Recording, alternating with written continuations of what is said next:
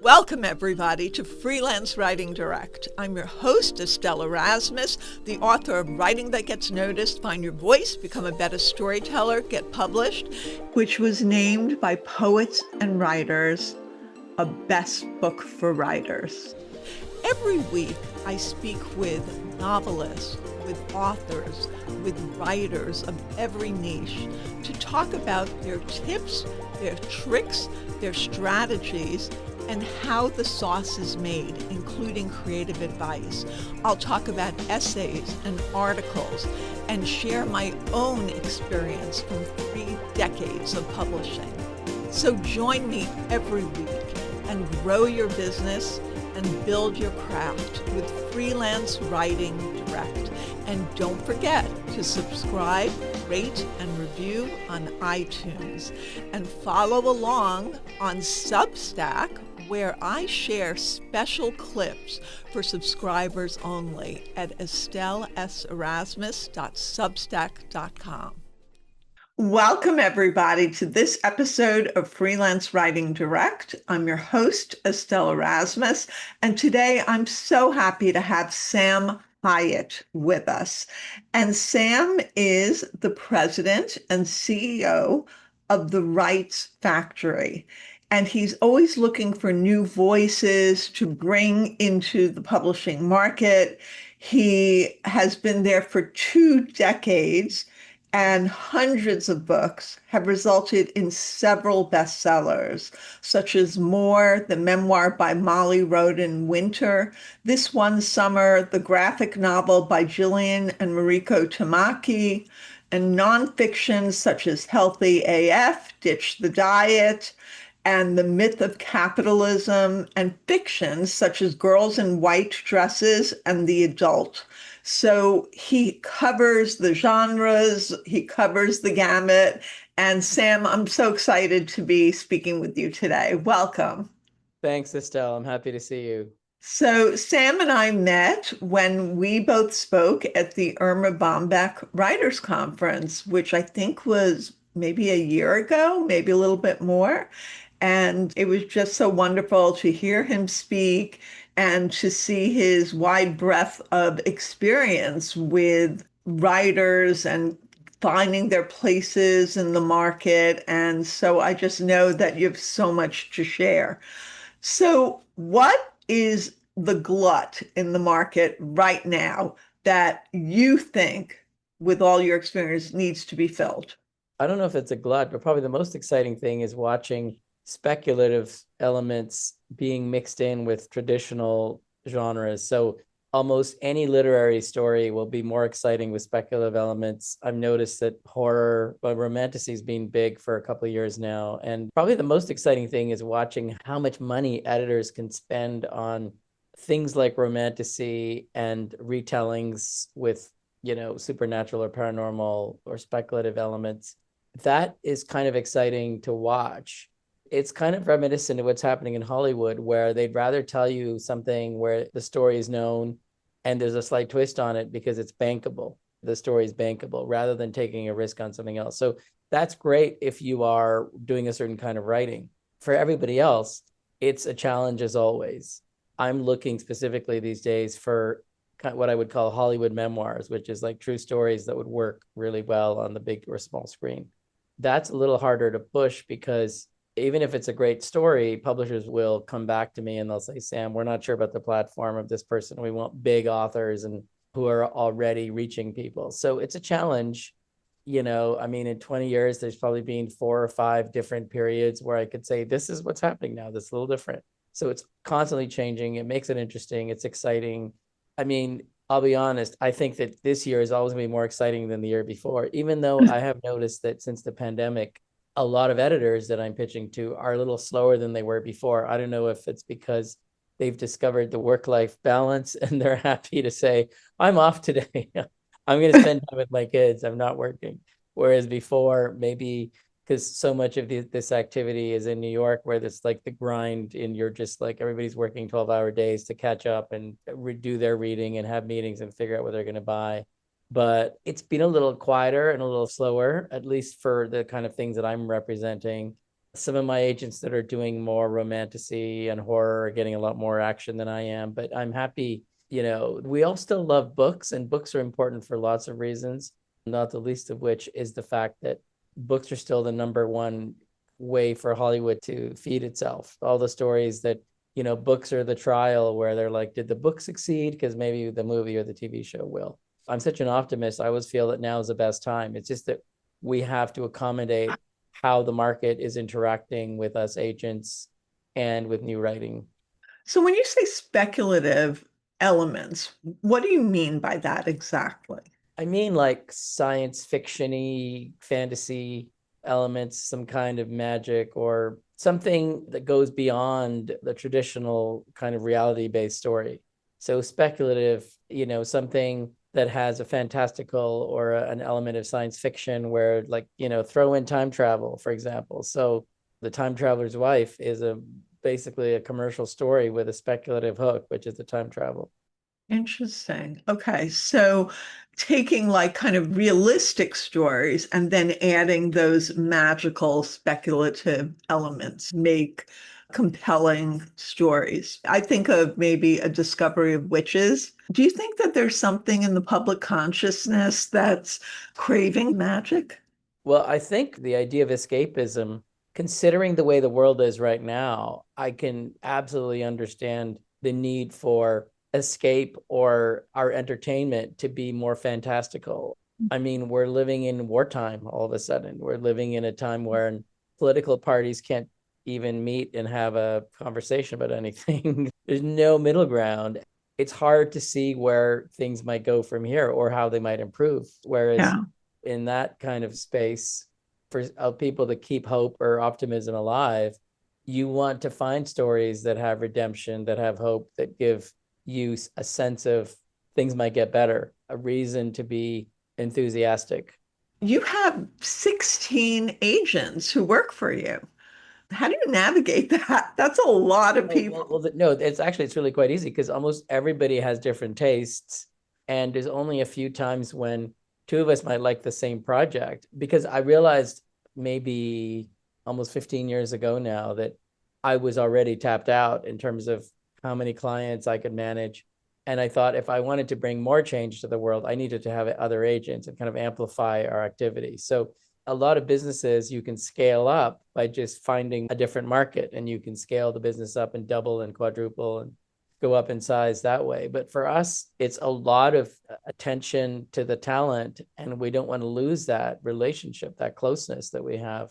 So it means that we need more agents. And so I think by 2011, I had like 2 or 3 agents, and it's just grown slowly over time, but at a manageable pace. And so it really isn't competitive or strange or non-optimized because everybody is doing something different, even though we're all doing agenting. So theoretically, we're all doing the same thing, but it's with completely different types of stories. One of the new agents that I hired earlier this year had been working at another agency and wanted to expand her romantasy and fantasy and speculative works, and there's room in that for the market. So when we had a conversation, I said, oh yeah, you would be a good addition because we only have a few agents looking for this and they're already saturated. They've got enough work. So even if you want to add more, it doesn't mean that you can. We don't have the physical capability to do it. It's interesting because people were asking me about like agents, like where do they come from? Because lately there's been a trend of taking agents from the editorial side. I mean, of course, you were in the editorial I was side a before publisher. you started your Yeah. company. Is that part of your thought process as well when you're hiring an agent? Well, I do like agents who also edit because I think that's the value that we're bringing. So if you're a writer and you're almost there and you've got something that is exciting to one of us, most of our agents will help you refine and perfect it before we go out with it, because we understand that if something is 80% ready, nobody's going to buy it. No editor at a publishing company wants to take on that extra 20% to fix it. And also, they don't even know that the writer can do it. So it's risky. Whereas if we then add our little bit of magic and bring it from 80 to 90 or 95, we can sell something that's in the 90s, because an editor, they might think it's ready. They might say, this is great, we love it. Or they might say, there's a couple of small things, and if your author's okay with it, I'd like to fix it with them. And then we have a conversation. And, editors that we pitch to want to know that the authors will want to work with them, that they're compatible in terms of their vision for the project and their communication style. And even though, to be fair, if there are conflicts, part of an agent's job is to be the third party. Editors are spread thin these days, whereas maybe 20 years ago, they would get a drafty kind of thing and then they would work on it. Like if you look at somebody like Max Perkins, he would spend years working with Hemingway or Faulkner or Thomas Wolfe. They made this movie called Genius that I recommend, with Colin Firth playing Max Perkins. Yeah, that's the fantasy, but that is not real anymore. And it hasn't been real for a long time. Now, to be fair, there are still, and occasionally I'm quite surprised and always thrilled by stories of editors and even publishers that will step in and say, oh, you need to do some things to make this better. And they've made an effort to kind of enter into the world with the author of their story and find some ways to improve the pacing, the stakes, the ending, the kind of payoff for the readers. And that's always an amazing thing to happen. It doesn't always happen, but so a lot of editors, I think they go into the business wanting that, but their bosses will tell them, we can't buy a book now that's going to take you a year to fix or 2 or 3 drafts to fix. We don't have the luxury. Your time is best spent acquiring stuff that we can make money on. So go do that. I mean, even editors in publishing companies will say, oh, we need to hire a ghostwriter, or you'll need to hire an editor. So a lot of outsourcing is happening now. You've probably seen this from your end. Even we'll say sometimes, this is so much work, we love the idea, we'll do some editing, but we're going to need to get you, or you'll have to get an outside editor to work with us to make it good enough to show to the acquiring editors. And then maybe they'll need more too. Earlier in my career, that was like kind of a side gig for me while I was pregnant with my daughter, helping a publisher, on the editorial side. And so I enjoy that massaging of the work, but the outsourcing is still happening and continuing. Not with me. I'm not doing that. I'm focusing on my own work.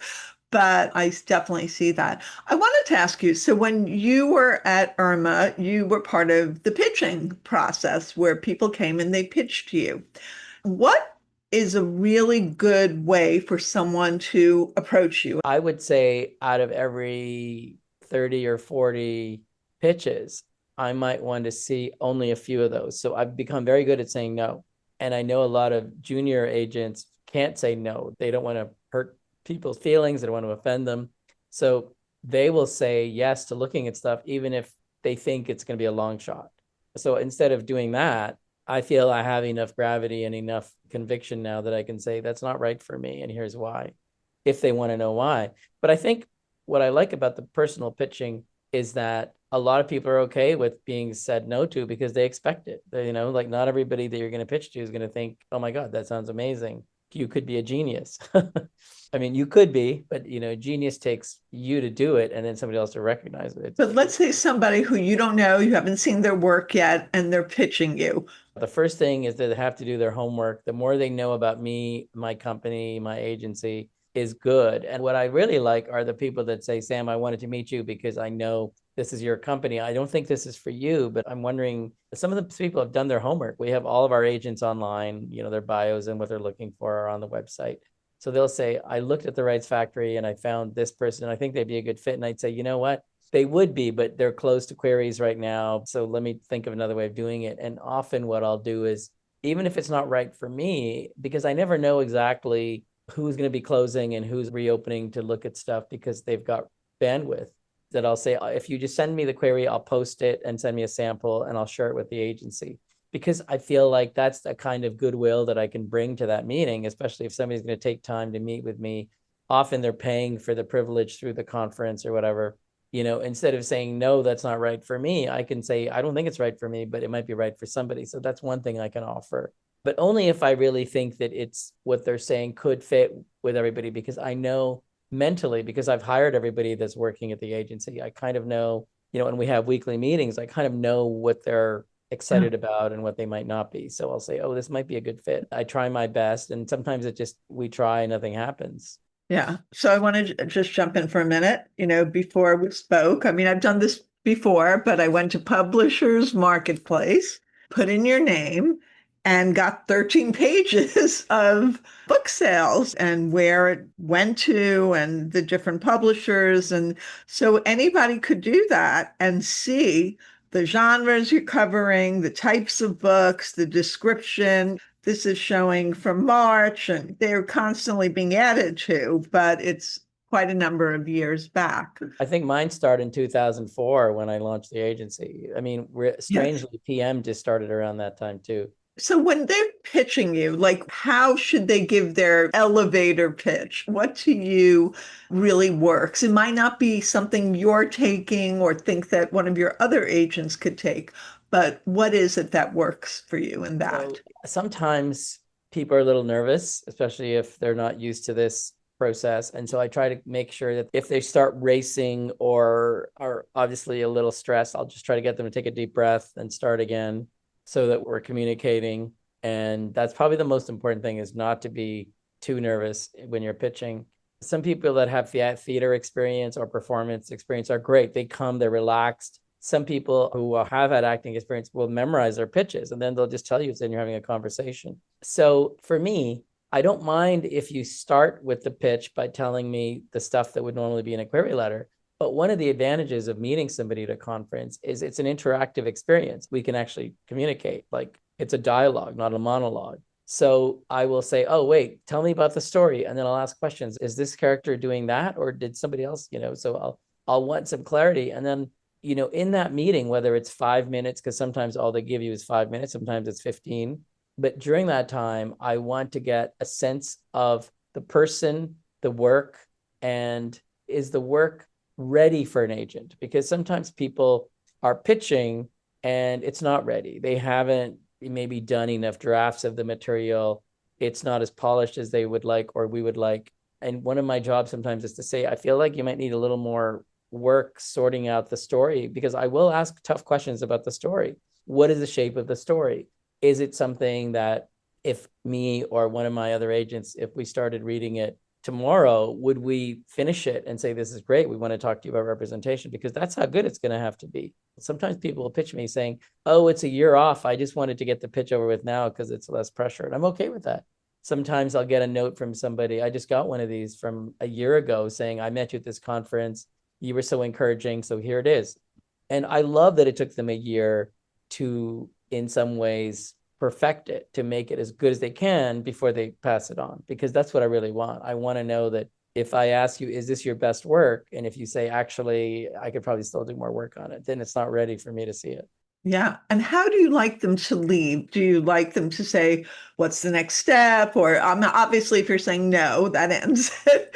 Half of the times I'll say, I don't think it's right for me or anybody at the agency. But the rest of the time I'll say, just send me the query and a sample, and I'll post it in our Slack channel, because we have a special channel saying, queries that are internally referred, which means that they have a little more gravity behind them than a random query that comes in and you're off the transom into your inbox. In those cases, the reason why we ask for a sample is that even if the query is kind of a B or a B plus query, and if there's one thing that's interesting about it, we have the sample to look at. We can't always count on you being a great writer with a great manuscript and having a great project, and then also having a great pitch for it. The two things are almost different parts of your brain. One is like the marketing, advertising, promotional part of your brain. And the other is the part of your talent that will realize an entire world and characters and emotion and put it on the page. So there's two different things. So we are assuming that you may be great at one and not great at both, and we kind of want to have it covered. Makes sense. And what about being in Canada? Does that affect anything? Well, we have a couple agents in the US now, actually, that we have Nat Kimber and Matt Belford. They're both in the US. So we have two American agents working for us, and we have some in Europe. I mean, we're kind of a global agency at this point, which I can never say enough because it just started with me in Toronto back in 2004. So yeah, we have clients. About 2/3 of our clients are international, and about 1/3 is still Canadian because of our roots in Canada. And a number of the agents, more than half the agents are in Canada. So that's just people signing, friends and referrals that are, through their local contacts. That happens. Right. Yeah, there's a theme here. I just had Bianca Murray on for A Most Puzzling Murder, her second time on the podcast, and Oh yeah, she's she's based in one Toronto. of our ex-clients. Not under me, but under the Rights Factory. Her first Yeah, two books were sold. Yeah. So that's awesome. So yes, there's a lot of crossover, and obviously you're a worldwide agency now. Is there anything that is just not selling these days that you're like, don't even waste your time? I can't say that because there's always an exception that proves the rule, one. And all of us in this business, I should say most of us in this business, are in it for the long term. The money, even if you have a celebrity or an influencer with a lot of reach and you sell their book, it doesn't mean that there's a career there. Some people have one book and that's it, and it does okay. Maybe it even earns back its advance.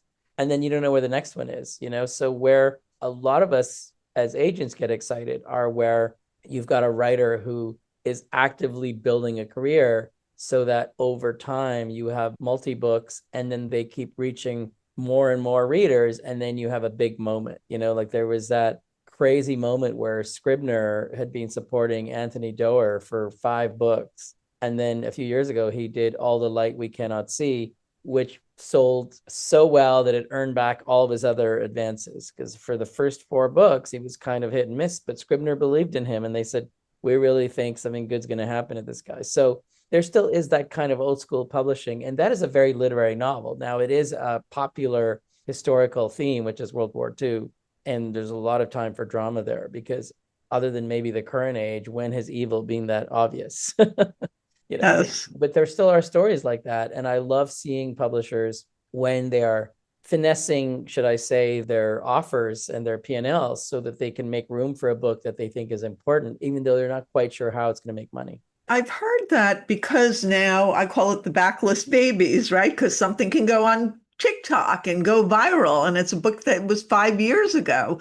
And then all of a sudden, I think Colleen Hoover had kind of her That's start exactly. that I way. think she kind of started that. She kind of invented how to do it. And so, are you looking to social media to see perhaps if someone wrote a book and maybe it was self-published and then they went viral in some way? Like what agents have been telling me is they're That is starting a to blur those lines. Tell that me. is a great question, and that's not me because I'm hardly on social media. I'm old, but there are a number of agents at our agency who are looking at BookTok, who are looking at influencers and self-published authors that they think they can bring into the mainstream. That is a thing for sure. That was not a thing 5 years ago. Several agents who are only doing that because of the money. Because if you find the right story, if it was self-published and did really well and they can build into a series, they will then take the series to a publisher and often are getting mid 6 figures, high 6 figures, low 7 figures offers, but for multi-book deals. Here's an aside. One of the things that publishers are really good at, I would say they're pretty good at finding people in general, using agents and using their own tastes, commissioning books and so on. They're good at bringing books to the market. But one of the things they're exceptional at doing is if a book is succeeding, they know how to channel resources to make it go exponential, like off the charts. You could see that they did that in the early days with 50 Shades of Grey, which was published by a very small Australian erotica company. They saw that it was selling so well and they said, well, if it's doing this with somebody with no resources, we know how to do it. And then, Doubleday bought the rights for North America and sold millions of copies. They knew how to do that. When an agent who understands this ecosystem sees somebody succeeding on BookTok and with social media and building a fan base, and they can project where that's going to be. And if they say, well, that's one book, and if this thing is really hot in the market, we do 2 or 3 books, why don't I contact this author and then bring them over with this argument? And then you'll see more and more. If you go on Publishers Marketplace and type in the phrase self-published, what you'll see are all the books that were originally self-published that then got pulled from self-publication and moved to Penguin Random House or HarperCollins or Simon & Schuster for a lot of money because the book has proven, the world, the characters, the concept has proven itself. So now the publisher can throw more money at it saying it's proven. So we're going to make a lot of money here because they know how to make something, how to scale it up really quickly, like 50 Shades. So, talking about like multi-book deals, I see that one of them is you have in Publishers Marketplace, author of The Perfect Ones, Nicole Hackett's Mom Brain, in which a struggling mother uncovers the disturbing truth about a luxury Hawaiian retreat for overworked moms. And that was sold to Harper Muse in a two-book deal. How do things like that come about? If the editor is really excited about the author, and if the author is excited, it has to be a two-way street. In this case, it was Harper. It wasn't a super independent press or anything. It was an established press that we like the editor, we like the promise of the deal. Sometimes they ask for it, sometimes we ask for it. So it's never one-sided. It's always a negotiation. But sometimes what you want to do is say, are we going to make this into like a date, or are we going to make this into like living together? The idea is, are we going to make this a short-term thing and with an option to renew later? Or is this going to be like, hey, we're getting married, like, let's do this. We're going to move in together. We're going to see how this And that works. one was a marriage. And you also had the film TV rights there for that one. So And how do you get Hollywood to come calling? the easiest thing is to get the book on the bestseller list because that's what they're looking at. Publishers want a proof of concept, and then Hollywood wants a bigger proof of concept because the investment is way bigger. It's an order of magnitude bigger. If it costs maybe $30,000, $40,000 to make a book, a first printing of a book, it's going to cost millions and multi-millions and maybe 100 million to make a big book or a big TV show, So if it's a bestseller, if it's an international bestseller, if it's something that's proven, like I know by the time they went after the Game of Thrones show, it was already several books in and it was growing. So they saw that, if they predict what's going to happen, they're like, by the time we get the show ready, it's going to be twice the size it is now. What about getting it into like Reese's, book club? That helps too. Yeah, because it gets noticed. It's also a great way to get it on the bestseller list. The book clubs are important. The bestseller lists are important. And part of this is the activity that authors are having to do now more than ever, their own promotion, their own, every author has to learn how to be an entrepreneur at the same time that they're being an artist, which is not that unusual. I mean, Andy Warhol was kind of a good example of an American artist who figured out that part of the art of being an artist is the art of making money. He's selling the art. So it's so important to figure out that next step. I mean, my book came out in 2023 and I just did a TEDx talk based on some of the tenets in the book called How to Get Noticed in Your Writing and Beyond. So it's writing and other mediums. But yeah, just keeping that life going. Is there anything I didn't ask you, Sam, that you'd like to share? This has been so helpful and will help so many people. Oh, well, we missed that one. You mentioned it. TED Talks are a great way to get a book deal. If you have the idea, you do the talk, and then sometimes this has happened. I think Brene Brown was the big example where she gave her talk about shame, and the next day it was like 1 million views. And then everybody said, there's a book here. There's a whole book about shame, how we see that. So yeah, she was an early, and I think she was a TEDx. It wasn't a TED, and then I don't later even TED, you remember have what to it be was, but invited. it just got so big so fast. And again, anything that goes viral or exponential is interesting to publishers as long as they don't see it as being something only of the moment, because, books take a while to make. So they have to project that concept into the future and say, okay, today it's hot, isn't going to be hot a year from now, which is probably the fastest they can make a book. Usually it's more like 2 years. Yeah, yeah. And there's also, I mean, it depends on the book. Like if it's nonfiction, like it's now part of the curriculum for the classes I teach for Writer's Digest, for NYU, my book. So there are ways to take things that you're doing if it's nonfiction and make it part of the curriculum also. There's just so many ways. And I guess that's part of the agent relationship also. I mean, ideally, the agent's always thinking, do you consider yourself a career agent? I have unfortunately done too many books where I love the concept. I supported the author, got them a book deal, and then they do something else. Sometimes they go to Hollywood where you get paid way more to be talented and to write to a deadline. And sometimes if it's a kind of nonfiction, sometimes they do that book and like Healthy AF, which is also in paperback, Ditch the Diet, that author, I would love for them to have a new book because Healthy AF is a great book. She's funny. It's a funny fitness book. So it's like how to stay in shape without breaking the bank or hurting yourself, doing an impossible thing like constant dieting or whatever. It's just basically a few lifestyle changes that will keep you fit and healthy. And she's funny, so it was a great idea. But people sometimes have a book and then they get busy with their work and their family, and then it takes a while for them to come back. And are you okay if somebody wants to switch genres and, still be with you? I would never want to slow down any talent with where they wanted to go. But if I feel like I'm not going to be the best agent, I will definitely try to reroute them within the company and say, maybe you'd want to talk to one of the other people because I don't know how to sell that. You said, it's important to have a big platform. What do you mean by that? Because So this is platform more is for where people are nonfiction. going to see you, but does it need to be 100,000 social media? That's not necessarily translating to sales, even with the big celebrities sometimes.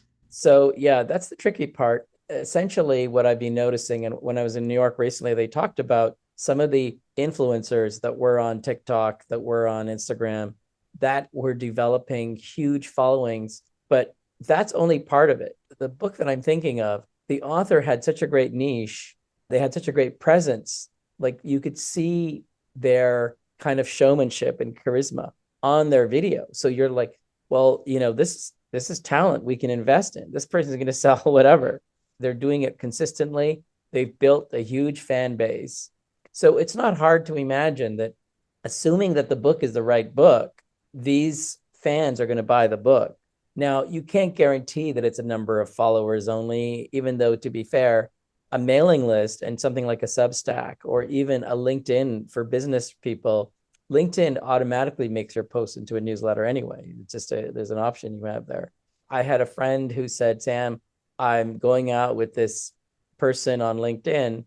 They have 1 million followers on LinkedIn, and the starting offer was 7 figures. So to a publisher, they said, this is so good that 1 million people are into it. And this idea is so good that by the time we get the book out, and at the rate they're growing, this is probably going to be 1.5 million, 2 million, especially if you're buying world English rights or world rights, then you can further limit risk by including the possibility of translation sales and export sales to make your advance back as a publisher. And so do you recommend that your clients do go on social media or start a Substack or start a podcast? Only if they want to do it. If they want to really drill down into a subject area, specifically for nonfiction, having a Substack, having a podcast to kind of build a community around their ideas is really important. But only if they really want to do it. If they're doing it half-heartedly, it's going to show.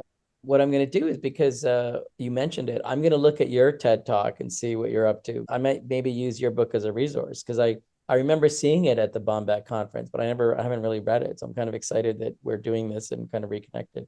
Thank you. I appreciate that. Well, this has just been such a pleasure, and I'm so happy to be talking with you again and sharing. And I'm going to share the links that everyone can go, and if they want to query you. And do you get closed for submissions at certain times? I'm open most of the time because I don't want to miss anything. I have FOMO. I don't want to miss out on something good. I love it. I love the honesty there. Wonderful. Well, thank you again so much, Sam. Thanks, Estelle. Follow me at EstelleSErasmus.com on my website and on social media, which is Instagram, TikTok, and Twitter at Estelle S. Erasmus. And we're now on YouTube for Freelance Writing Direct. Follow along, and soon everyone will be reading what you're writing.